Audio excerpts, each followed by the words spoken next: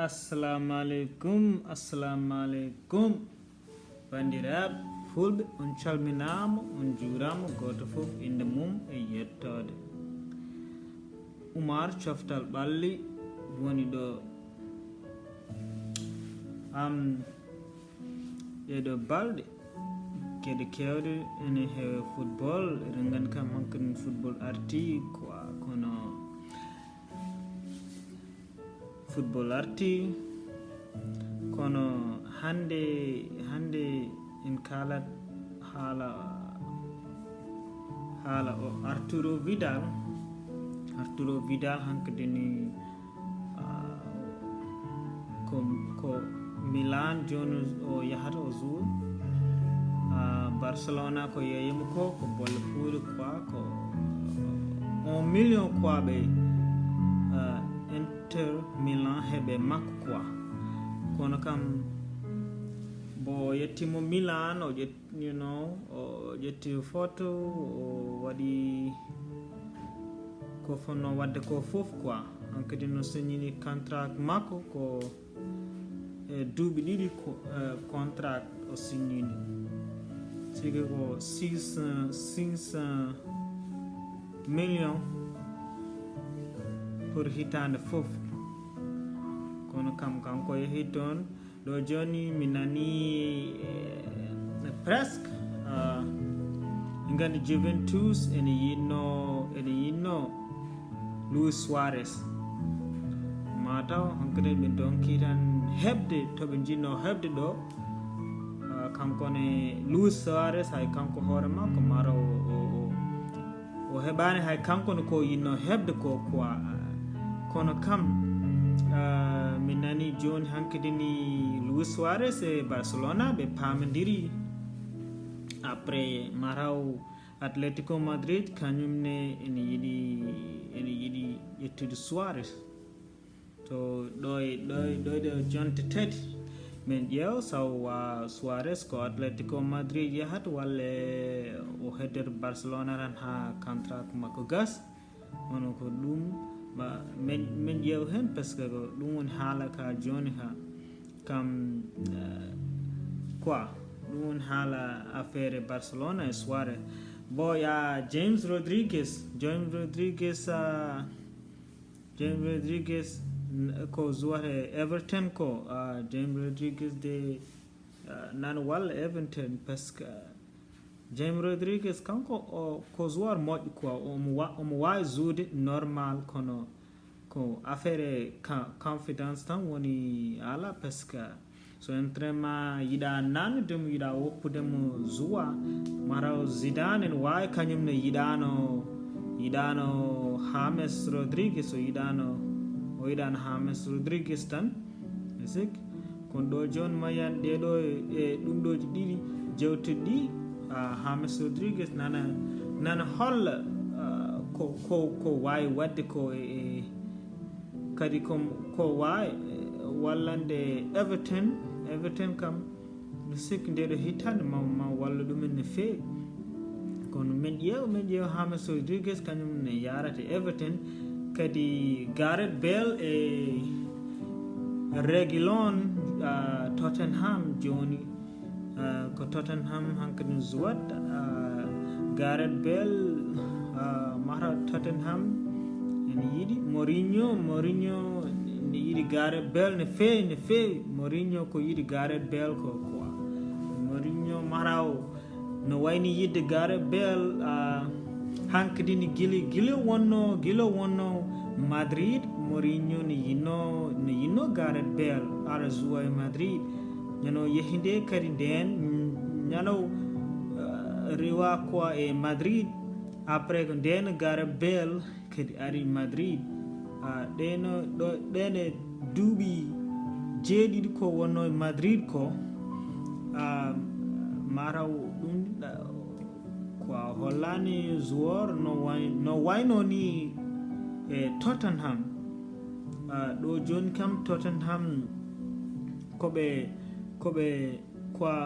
sikkoɓe luɓima koɓe luɓiɓemo tan e ndeɗo hitande ɓe ƴeew saw ko nafoore après so hitande gasi ene wawi Tottenham soda Gareth Bale Reguilon kam Tottenham sodi ɗum ko 45 millions no 45 wala 35 hakkude 35 wala 30 millions après so Madrid yitti sottudemo kadi ene wawi presque e nder contract makko ene yiya so Madrid yiɗi soddemo donc 45 millions wona to nden pour Madrid artiramo hedde Real Madrid kono Reguilon e Gareth Bale joni kam ko Tottenham kamɓe jouat Kepa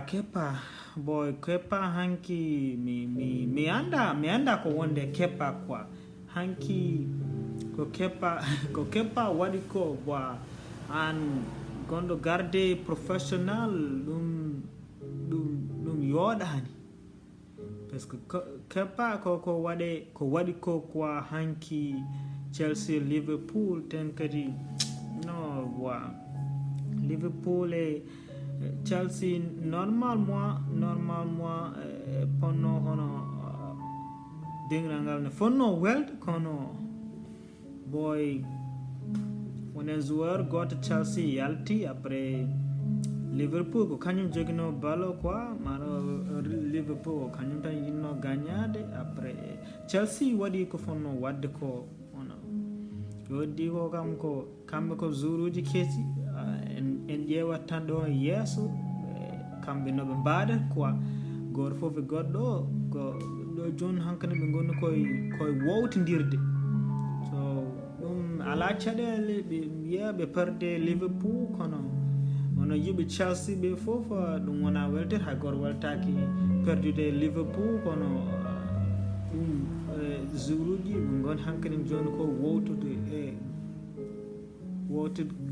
goni koye wowtude goto fof e goɗɗo you know so ɗum fof ala caɗele en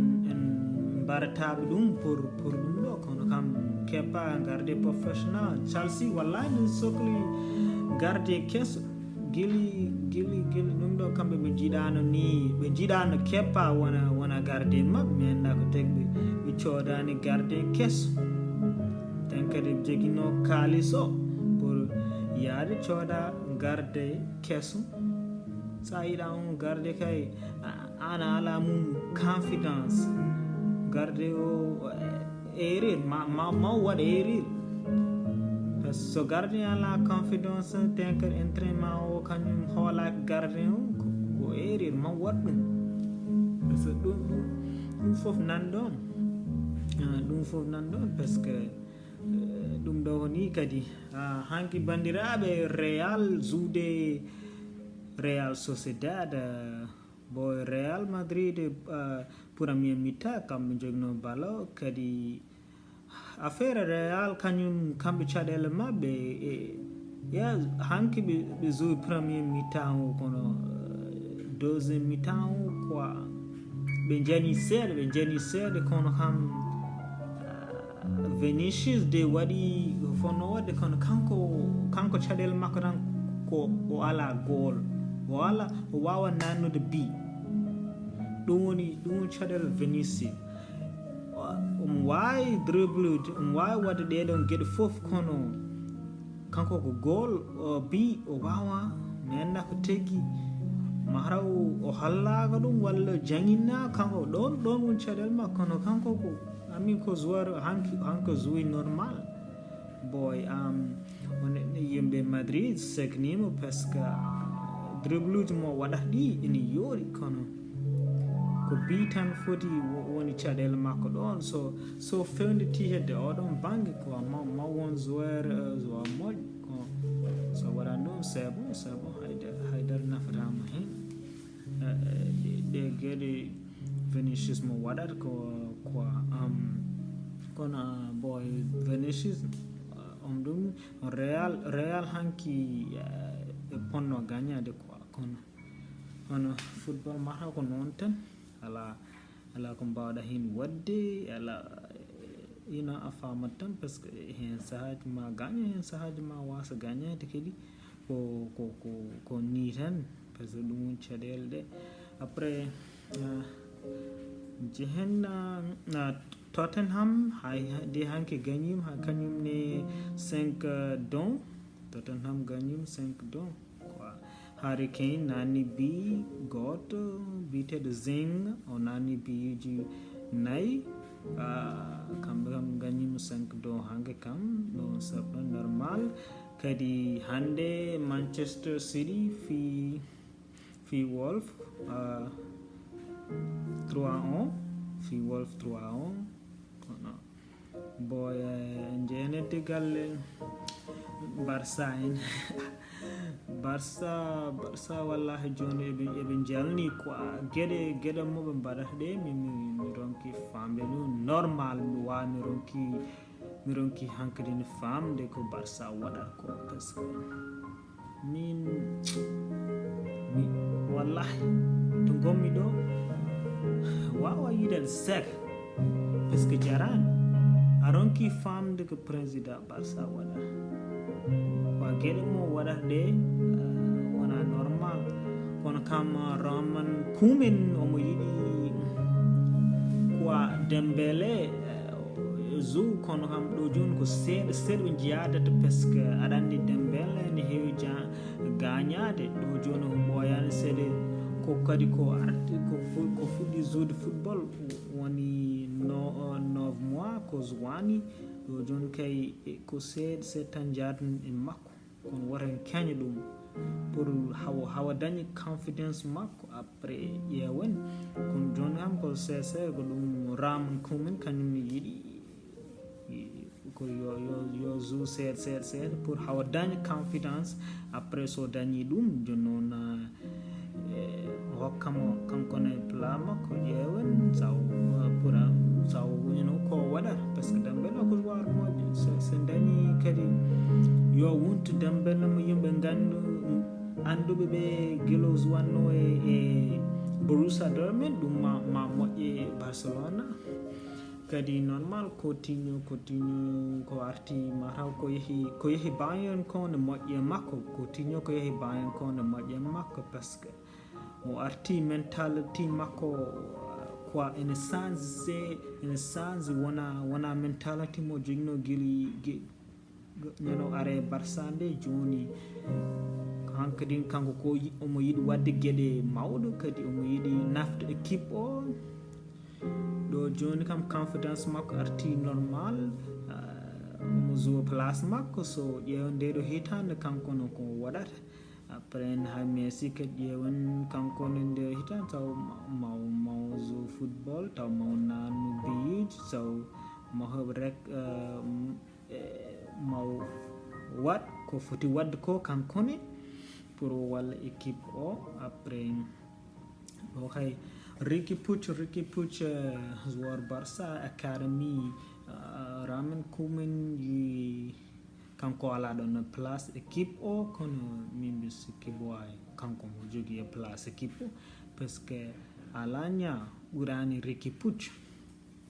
ɓuuri Alanya laaɓi temedere ɗo kay ko sa yiiɗi woppu Alanya yaha